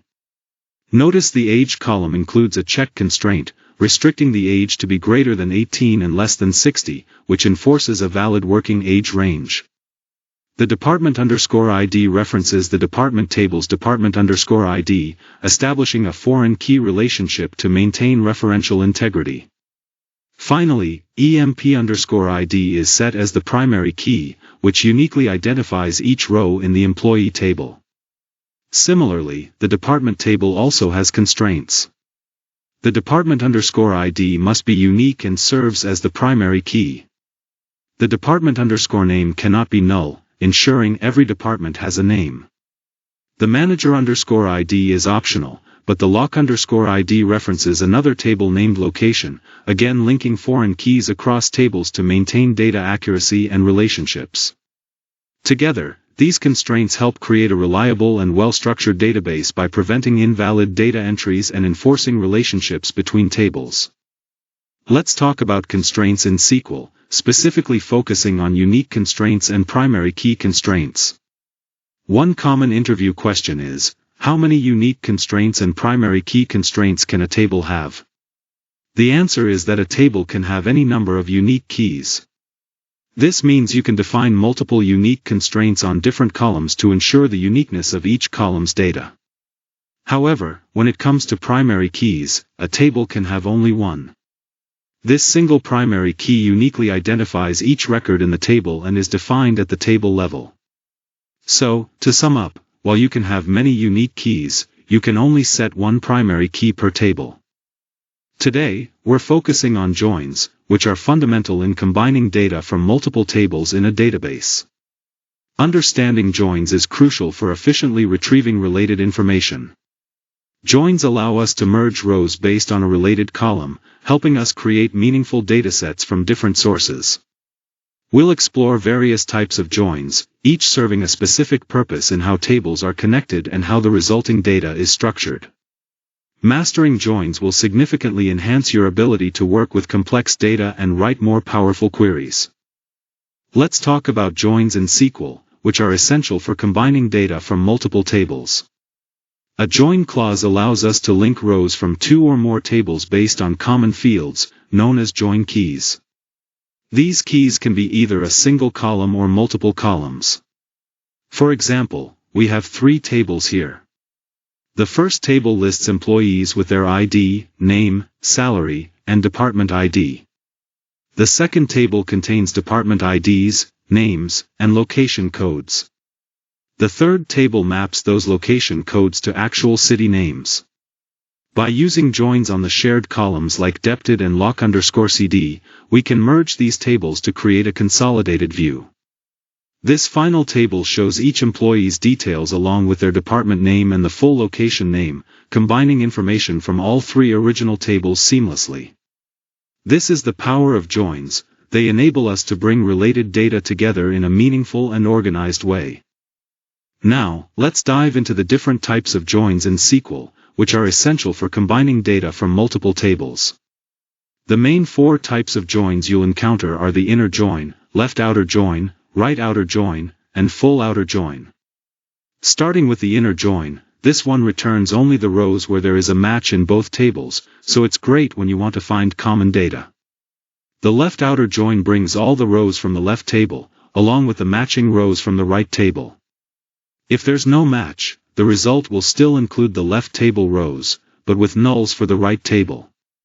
Similarly, the right outer join returns all rows from the right table, and the matching rows from the left table, filling in nulls when there's no match. Lastly, the full outer join combines the effects of both left and right joins, including all rows from both tables, with nulls where there's no match on either side. Beyond these four, we also have the self-join, which is used when a table needs to join with itself, often for hierarchical or comparative data within the same table. And then there's the Cartesian join, also known as the cross join, which pairs every row from one table with every row from another, resulting in a potentially very large combined dataset. Understanding these joins is crucial for effective database querying and data analysis. Here, we're discussing the inner join operation in SQL. An inner join returns only the rows where there is a match between the two tables based on the join key. In this example, the join key is the department ID. The syntax shown uses select to retrieve all columns from both tables, table_A and table_B, joined on the condition that the key columns in each table are equal. To illustrate, we have two tables, the employee table and the department table. The employee table contains employee IDs, names, salaries, and their department IDs. The department table holds department IDs and department names. When we perform an inner join on these tables using the depted, the result includes only employees whose department ID matches a department in the department table. That's why John and Charles appear in the result with their corresponding department names, sales and marketing. Tina is excluded because her department ID doesn't have a matching entry in the department table. So, the key takeaway is that inner join filters the data to show only the related records existing in both tables, based on the specified join key. Let's talk about the left outer join.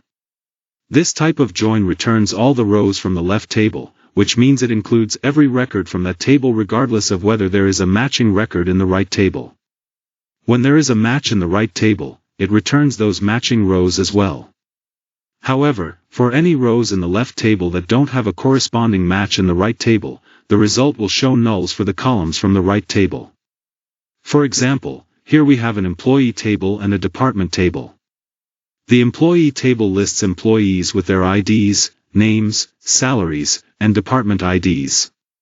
The department table contains department IDs and names. When we perform a left outer join between these tables on the department ID, you'll see all employees listed. For those employees whose department ID matches one in the department table, the department name is included. But for employees whose department ID doesn't have a match, in this case, Department 103, those columns from the department table will show nulls. So, in the resulting table, John and Charles have matching departments, sales and marketing, respectively, while Tina's department information is missing because Department 103 doesn't exist in the department table. This is the key behavior that differentiates a left outer join from inner joins. Let's take a closer look at the right outer join. This type of join returns all rows from the right table and the matching rows from the left table. If there are rows in the right table that don't have a match in the left table, the result set will include those rows as well, but with null values for the columns from the left table. Here's the basic syntax. You select columns from both tables and specify the right outer join keyword between them, followed by the condition that links the tables together, usually based on a key column. For example, consider the employee table as the left table and the department table as the right table. When we perform a right outer join on the depted, we get all the departments listed, including those that have no corresponding employees. In the result, you can see finance listed without employee information because there's no matching empid in the employee table. This makes right outer join very useful when you want to preserve all records from the right table regardless of matches in the left table. Now, let's talk about the full outer join. This type of join returns all rows from both the left and right tables, including those that do not have matching keys in the other table. For any non-matching rows, it fills in null values where data is missing. Looking at the syntax, we select all columns from both tables by using select A, B, then specify full outer join between the two tables, joining them on the matching key. To illustrate, we have an employee table with employee details and a department table with department details. When we perform a full outer join on the depted, the result includes all employees, all departments, and fills in nulls where there's no match. For example, employee Tina with depted 103 has no corresponding department, so the department columns are null. Similarly, the finance department with depted 104 has no employee assigned, so the employee columns are null in that row. This join is very useful when you need a comprehensive view of both tables, capturing all records whether or not they have a corresponding match. A self-join is a special type of join where a table is joined with itself. This is useful when you want to compare rows within the same table or to relate data in the table to other rows in the same table. For example, in an employee table, we might want to find each employee's manager by matching the manager's ID with the employee's ID. Here's the general syntax. You select columns from the same table twice, using different aliases, like A and B, to distinguish between the two instances. Then, you join on the relevant key, such as A.managerid equals B.empid. Looking at the employee table, each employee has an ID, a name, salary, and a manager ID. When we perform the self-join, we can get a list that shows each employee along with their manager's name by linking the managerid in one row to the empid in another. This way, we can easily see not just the employee details but also who manages them, which is very helpful in organizational data analysis.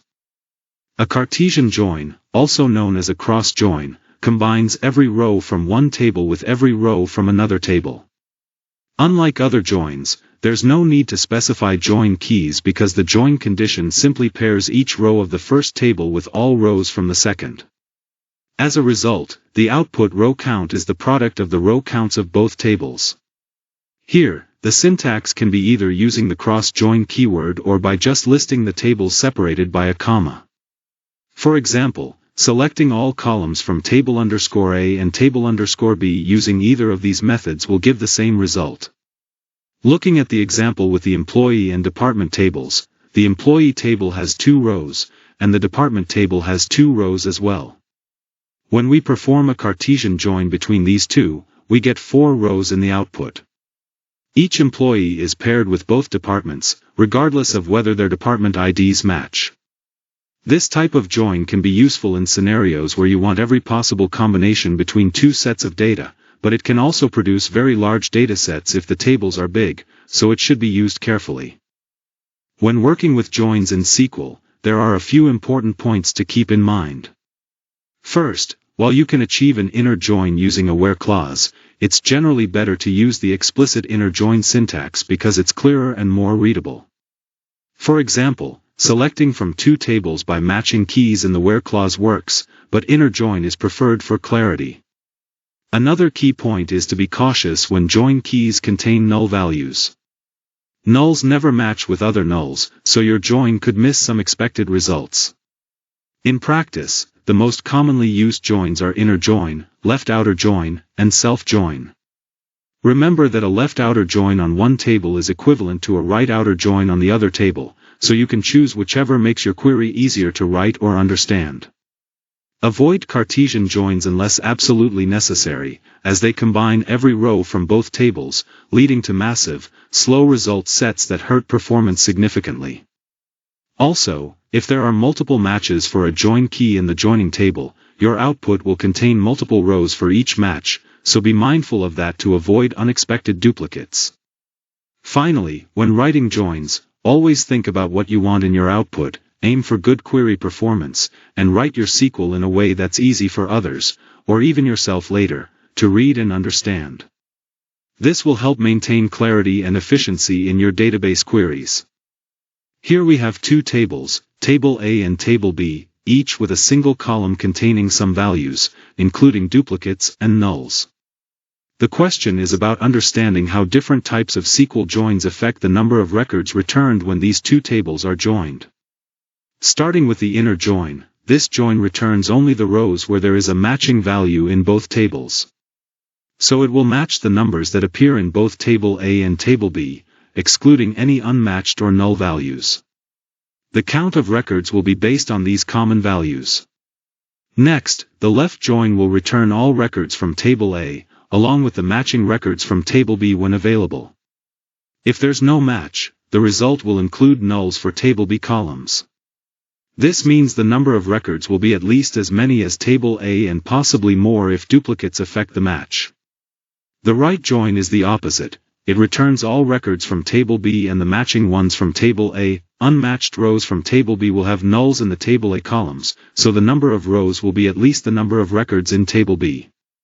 The full outer join combines the effects of both left and right joins, returning all records from both tables, matching where possible and filling with nulls where there is no match. This means the number of rows will be the total unique records from both tables combined. Finally, the Cartesian join, or cross-join, returns every possible combination of rows between Table A and Table B. Since Table A has 5 rows and Table B has 6, the total number of records returned will be 30, which is the product of the 2 row counts. Understanding these join types and their effects on the result sets is crucial for writing efficient SQL queries and is a common question in technical interviews. Let's take a closer look at how different types of SQL joins affect the number of records returned when joining two tables. We have two tables here, Table A with 5 rows including some duplicates and a null value, and Table B with 6 rows, also including duplicates and nulls. Starting with the inner join, this join returns only the matching rows between the two tables based on the join condition. Here, the output count is 4, meaning only 4 records have matching values in both tables. Moving to the left join, this includes all rows from the left table, Table A, and the matched rows from Table B. Any non-matching rows from Table B are shown as nulls. The result here is 6 records, which accounts for all matches plus non-matching rows from Table A. Then, for the right join, which is the opposite, it includes all rows from the right table, Table B, and matched ones from Table A. This produces 7 records, reflecting all matches plus additional unmatched rows from Table B. The full outer join combines the results of both left and right joins, giving us all records from both tables, matched or not. That results in 9 records in total. Finally, the Cartesian join, or cross join, produces every possible combination of rows between both tables. Since Table A has 5 rows and Table B has 6, the output is 30 records, which is simply the product of the 2 row counts. Understanding these join types is crucial, especially in interviews, as they frequently test your ability to predict outputs and handle data relationships correctly. Now, let's dive into set operators. These are essential tools in SQL that allow us to combine the results of 2 or more queries. The most common set operators you'll encounter are union, intersect, and except. Each of these operators helps us perform different types of set-based operations. For instance, union combines the results of 2 queries and removes duplicate rows, intersect returns only the common rows between 2 queries, and except shows the rows from the first query that aren't in the second. Understanding these operators is crucial for writing efficient and powerful SQL queries when you need to work across multiple datasets. Set operators in SQL work much like they do in mathematics. They allow us to combine or compare the results from 2 or more select queries. However, there are some important rules we need to follow when using them. First, each query must return the same number of columns. Second, the order of these columns needs to be consistent across all queries. And third, the data types in corresponding columns have to be compatible with each other. The 4 main set operators in SQL are union, union all, intersect, and minus.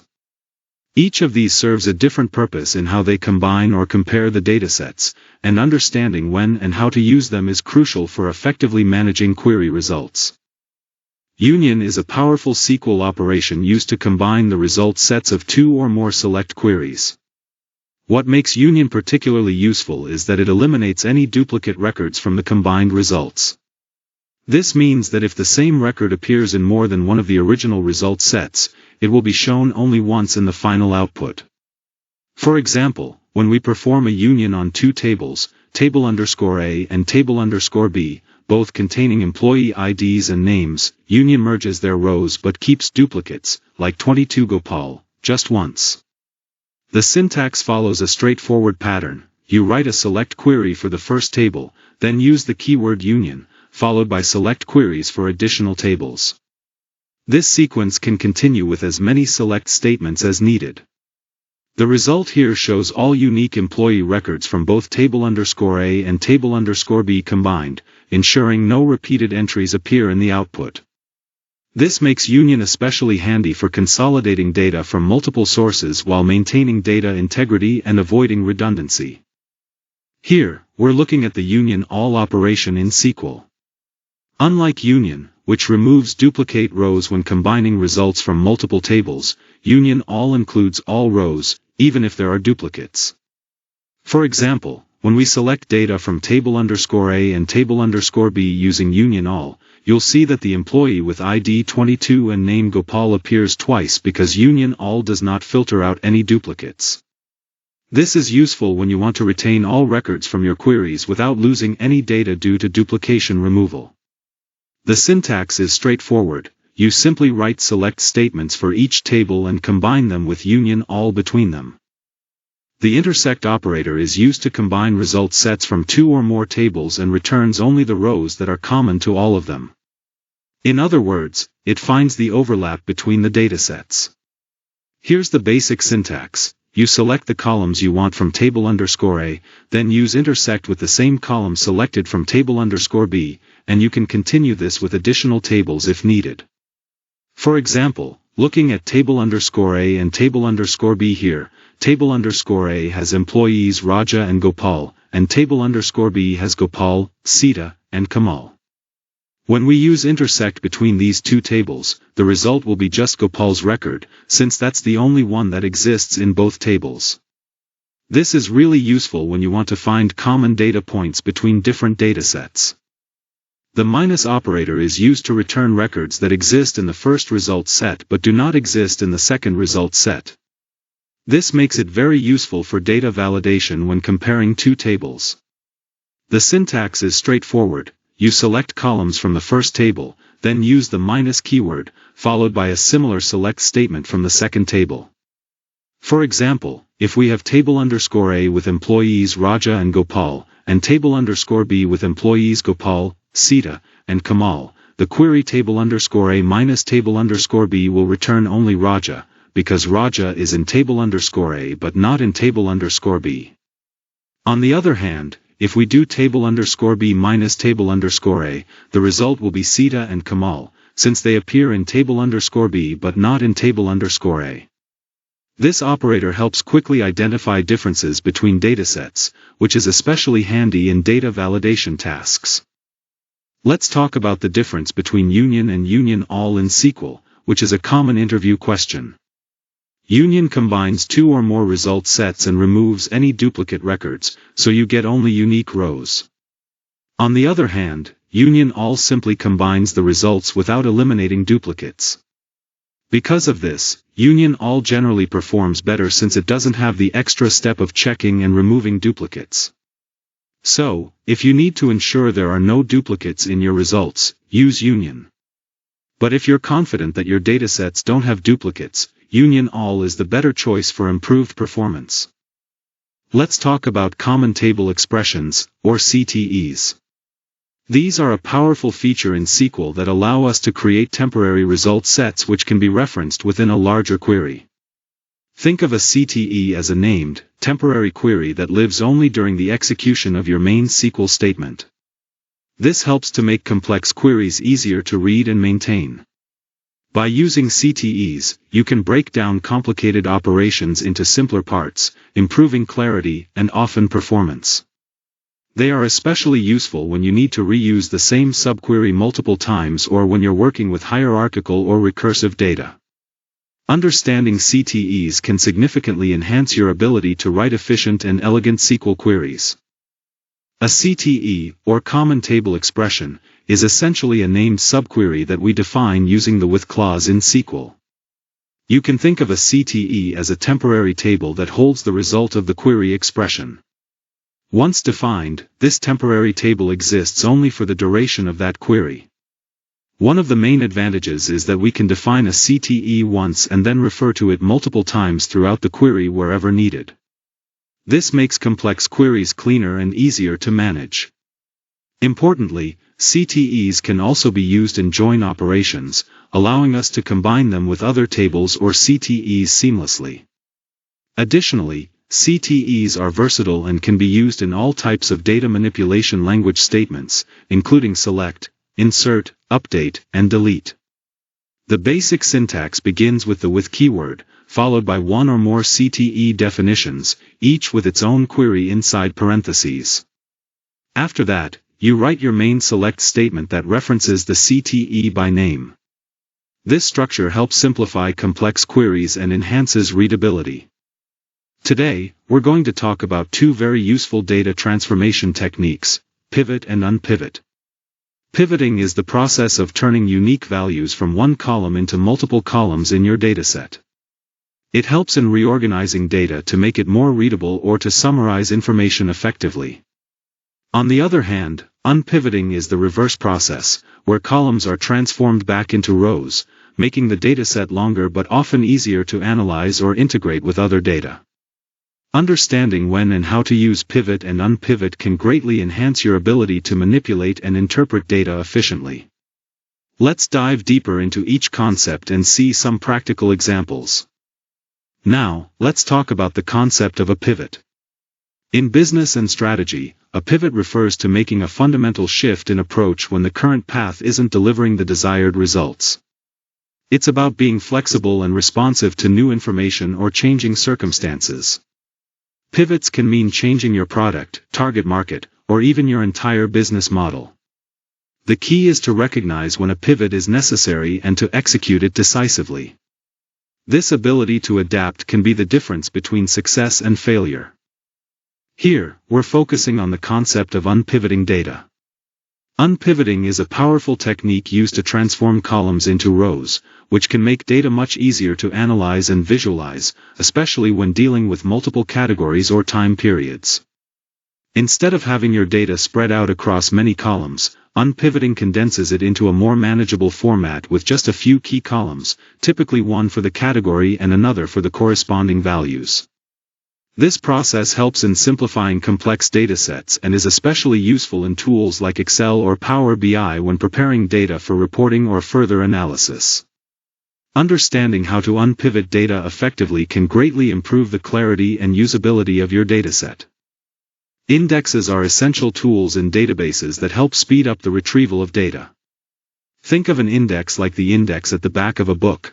It allows you to quickly locate the information without having to browse through every single page.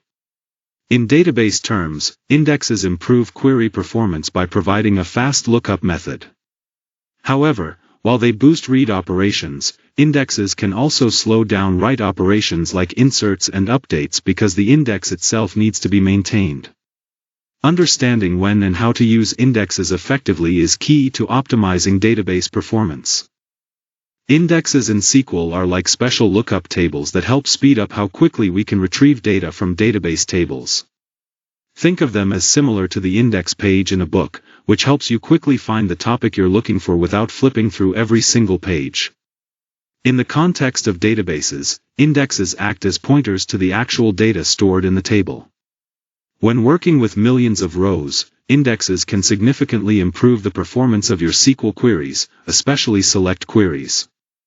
You can create an index on a single column, or even on multiple columns if needed, which helps optimize searches based on those fields. The basic syntax for creating an index is pretty straightforward. You use create index followed by the index name, the table name, and the column or columns you want to index. It's important to know, though, that while indexes speed up data retrieval, they can slow down insert and update operations because the index itself also needs to be updated. That's why sometimes, after a large data load, indexes are dropped and then recreated to maintain optimal performance. Now, let's talk about indexes in SQL, focusing specifically on unique and composite indexes. A unique index ensures that no duplicate values are allowed in the column it's created on. This means it serves a dual purpose. It functions as both an index to speed up queries and as a unique constraint to maintain data integrity. You create a unique index using the syntax, create unique index followed by the index name, the table name, and then the column name. Next, composite indexes are indexes created on two or more columns in a table. This helps optimize search and retrieval operations that involve multiple columns. The syntax for this involves listing all the columns inside the parentheses when creating the index. Finally, if you no longer need an index, you can simply drop it using the drop index command followed by the index name. This flexibility allows you to manage indexes efficiently as your database evolves. Understanding these index types is crucial for improving database performance and maintaining data quality. Let's talk about indexes in SQL, which are a crucial topic often covered in interviews. First, what exactly are indexes? Simply put, an index is a database object that improves the speed of data retrieval operations on a table. A unique index is a special type of index that ensures all values in the indexed column are distinct. Now, why are indexes important? The main advantage is performance optimization. Indexes allow the database to find rows faster without scanning the entire table. This is especially beneficial when dealing with large datasets. When should you create indexes? Typically, you want to add indexes on large tables rather than small ones, because the overhead of maintaining the index might outweigh the benefits in small datasets. It's also best to create indexes on columns that have a wide range of distinct values, as this enhances their efficiency. Additionally, if a column or a combination of columns is frequently used in the where clause or as join keys, indexing them can significantly improve query performance. However, you want to avoid creating indexes on columns that undergo frequent updates, as maintaining the index during updates can negatively affect overall performance. Understanding when and where to use indexes is key to writing efficient SQL queries and designing high-performance databases. On this slide, we're focusing on the concept of views. Views are essentially different perspectives or ways to look at data, information, or a system. Understanding views allows us to see the bigger picture or zoom in on specific details, depending on what we need. They help simplify complex information by organizing it in ways that are easier to understand and analyze. This makes decision-making more informed and efficient. So, the key takeaway here is that views are powerful tools for organizing and interpreting information from multiple angles. Let's talk about views in SQL. A view is essentially a virtual table that consists of rows and columns, much like a regular table. However, unlike a physical table, a view doesn't store data itself. Instead, it stores a SQL query that points to the original tables. When we query the view, it dynamically fetches the data from those underlying tables. One powerful feature is that views can be created by joining multiple tables, which allows us to present combined data in a simplified way. Additionally, views can be built on top of other views, creating layered abstractions that can make complex data easier to manage and understand. It's also important to note that while some databases allow you to perform insert, update, or delete operations on views, this is usually limited to views without transformations or joins. In most cases, views are read-only, meaning you cannot directly modify the data through them. Understanding these nuances helps us effectively use views for organizing and accessing data efficiently. Now let's talk about views in SQL. A view is essentially a virtual table that is based on the result set of a query. It allows us to simplify complex queries, enhance security by restricting access to specific columns, and present data in a particular format. To create a view, we use the create view statement followed by the view name and the select query that defines what data the view will display. For example, create view view_name as select col1, col2, and so on from a table.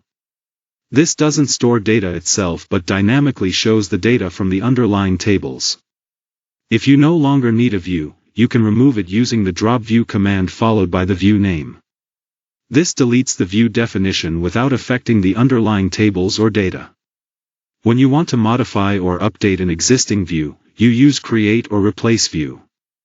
This allows you to redefine the view by specifying a new select statement, effectively updating its structure or the columns it shows. It's a handy way to keep your views aligned with changing data needs without having to drop them first. Let's talk about the advantages and uses of views in SQL. First, views help restrict access to the original database tables, which enhances security by controlling what data users can see. They also simplify SQL queries for end users, making it easier to interact with complex data sets. Another benefit is the flexibility to create multiple views on the same table, tailored to different needs or requirements. If you want to hide or change the original column names, views let you rename them easily within the view definition. Views can also be used to summarize data from multiple tables, providing a consolidated and streamlined perspective. Lastly, views are efficient in terms of storage. They only take up a small amount of space because they store the query rather than the data itself. This combination of security, convenience, flexibility, and efficiency makes views a powerful tool in database management. Let's talk about materialized views in SQL. Unlike a regular view, which only stores the SQL query and not the actual data, a materialized view actually stores the results of the query. This means when you query a materialized view, it retrieves data directly from the stored results instead of pulling data from the underlying tables each time. Because of this, materialized views can significantly improve query performance, especially for complex or resource-intensive queries. The syntax to create one is straightforward. You use the create materialized view statement followed by the view name and the select query that defines the data to be stored. This approach is particularly useful when you need faster access to summarized or aggregated data without repeatedly running the same query on large tables. Let's talk about how data refresh works in materialized views. When the underlying tables are updated, the data stored in a materialized view needs to be refreshed to reflect those changes. This process isn't standardized and varies depending on the database system you're using.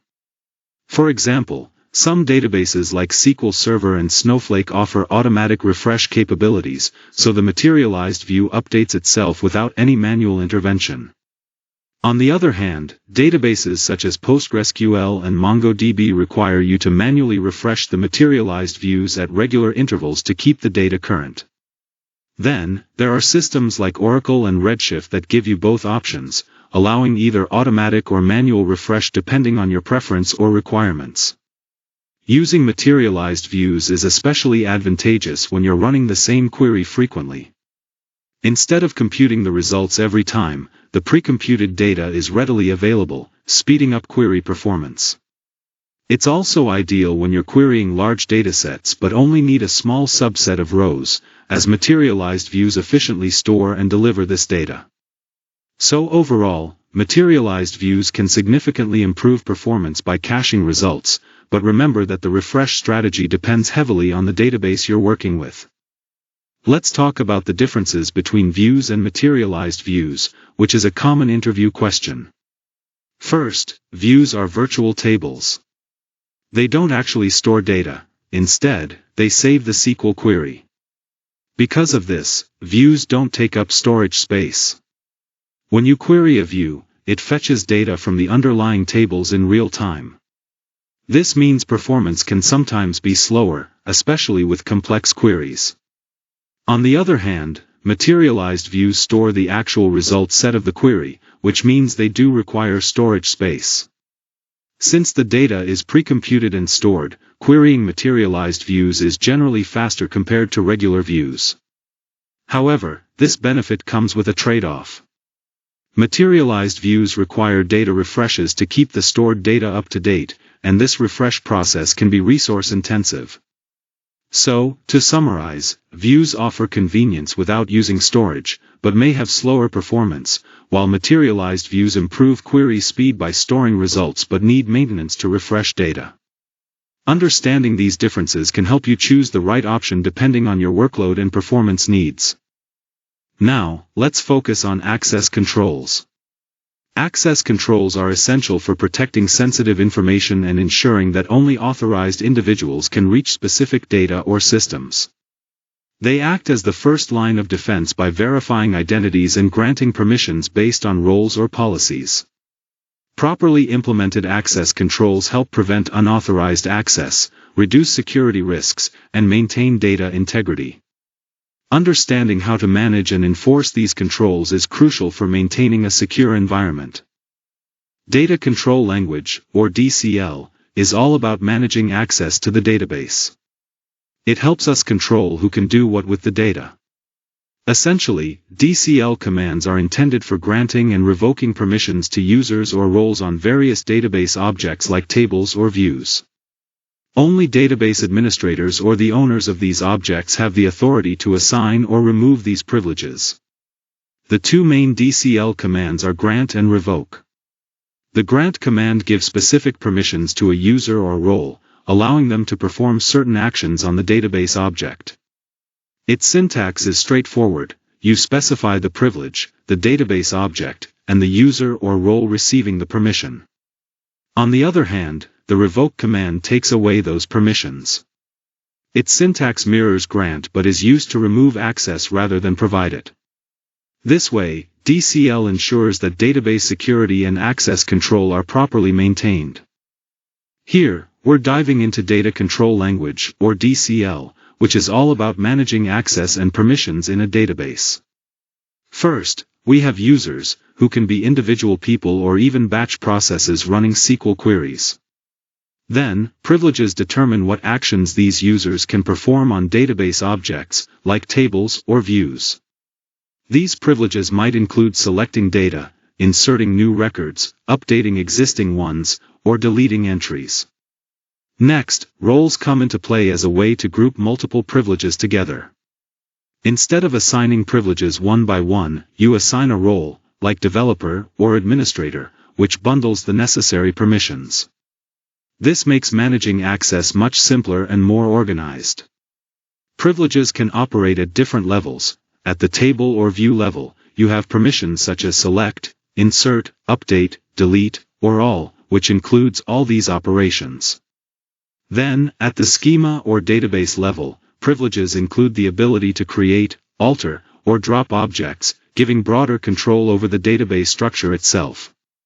Understanding these concepts is essential for effectively managing security and access within a database environment.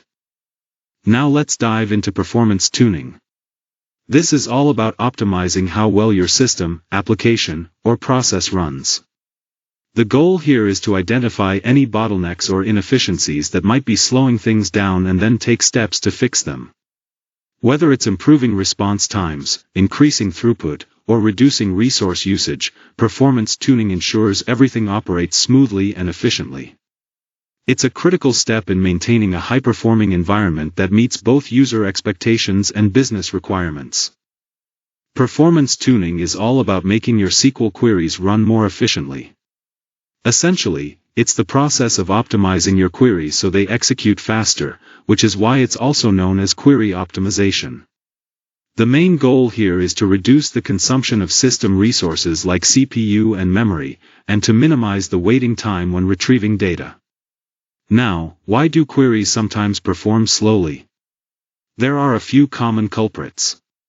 First, huge tables can slow things down because the system has to sift through a lot of data. Next, having many joins in your queries increases complexity, which can delay processing. Similarly, extensive aggregations require additional computations, adding to the load. Finally, inefficiently written queries, for example, those that don't leverage proper indexing or use suboptimal syntax, can significantly impact performance. By understanding these factors, we can better focus our tuning efforts to make our database operations quicker and more effective. Let's talk about the performance tuning process. The first step is to analyze the query to understand why it is taking a long time to run. We need to identify which specific step or part of the code is causing the delay. To do this, we can examine tools like the execution plan, query plan, or query profile, which give detailed insights into the behavior of the query. Once we pinpoint the problematic area, we apply tuning techniques to that part or consider rewriting the query in a more efficient way. It's also important to follow established standard tuning methods to ensure the best performance improvements. This systematic approach helps in optimizing queries effectively and improving overall system performance. When tuning SQL for on-premise databases, the first crucial step is to create proper indexes, including function-based indexes when appropriate. This helps speed up data retrieval significantly. Next, always select only the fields you need instead of using select asterisk, because fetching unnecessary columns slows down the query. Try to avoid using multiple or conditions in the where clause. Instead, consider using union or the IN operator, depending on what fits the scenario better, as this can improve performance. Also, steer clear of using the not equal to operators like your, equals, use not IN as a more efficient alternative. When it comes to eliminating duplicates, avoid using distinct. Instead, apply group by on all relevant columns, which can be more performant. If you're sure your data doesn't contain duplicates, use union all rather than union to save the overhead of duplicate elimination. Be sure to join tables using explicit inner join syntax instead of using where clauses, because joins in where clauses can lead to cross joins first, which is less efficient. When you want to preview data, limit the results by using top 10 or limit 10 to avoid processing the entire dataset unnecessarily. Try to avoid correlated subqueries as they can be expensive to execute. If you find yourself needing the same subquery in multiple places, use common table expressions or CTEs instead. They're easier to read and often perform better. In Teradata specifically, collecting missing statistics on tables can greatly improve query optimizer performance. Lastly, remove any unnecessary order by clauses because sorting can be a costly operation if it's not required. By following these techniques, you can make your SQL queries more efficient and reduce overall processing time. Performance in Snowflake is enhanced through several built-in features that help optimize how data is stored and accessed. First, data in Snowflake is organized into micropartitions, which are compressed and stored efficiently. For large tables, it's important to define cluster keys on columns that are frequently used in queries. These cluster keys work similarly to indexes in traditional databases, allowing Snowflake to scan only the relevant micropartitions instead of the entire table, which greatly improves query speed. Another key aspect is how Snowflake manages metadata. It keeps track of important information such as the number of rows, distinct values in each column, and the minimum and maximum values. This means that when you run queries that request counts or extremes like minimum and maximum values, Snowflake can use this metadata directly rather than scanning the entire table, significantly boosting performance. Understanding these concepts helps you make the most out of Snowflake's efficient architecture. Let's talk about caching in Snowflake first. Snowflake uses two types of caching, results cache and disk cache. When you run a query, its result is stored in the results cache for up to 24 hours. If you run the same query again within that time and the underlying data hasn't changed, Snowflake will retrieve the result directly from the cache instead of scanning the entire table again. This can really speed up repeated queries. Now, the disk cache works a bit differently. Here, the results are stored in memory for the duration of your session, so it remains effective until you close the session. Moving on to scaling, Snowflake offers great flexibility with both vertical and horizontal scaling. Vertical scaling means you can increase the size of your virtual warehouse, which is the actual processing unit. The sizes range from X small all the way up to 6XL, and as you scale up, the cost doubles with each step. This is particularly useful if you're working with very large tables or complex queries with multiple joins because increasing warehouse size helps the queries run faster. On the other hand, horizontal scaling involves increasing the number of clusters, especially when you have a lot of concurrent queries running and they start queuing up. This multi-clustering approach ensures better workloads distribution and reduces wait times. So, vertical scaling boosts power per cluster, while horizontal scaling boosts capacity by adding more clusters. Now let's talk about performance in Snowflake, focusing on dedicated virtual warehouses. When multiple teams are accessing the same database, it's best to assign a dedicated virtual warehouse to each team. For example, have one warehouse for the development team, another for the analyst team, and a separate one for end users. This helps manage resources more effectively and prevents teams from impacting each other's workloads. Also, it's important to always use a dedicated warehouse for batch processing. This keeps heavy processing tasks from slowing down interactive queries. If after implementing these strategies your queries are still running slow, then it's time to apply SQL performance tuning techniques we covered earlier.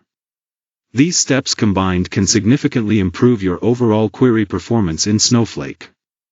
Now let's talk about best practices. These are the proven strategies and approaches that help ensure success and efficiency in our work.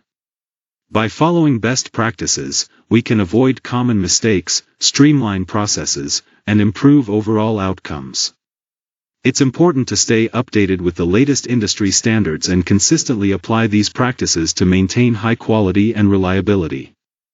Adopting best practices also encourages collaboration and creates a shared understanding among team members, which ultimately drives better results. When writing SQL queries, there are several best practices you should keep in mind to ensure your code is efficient and maintainable.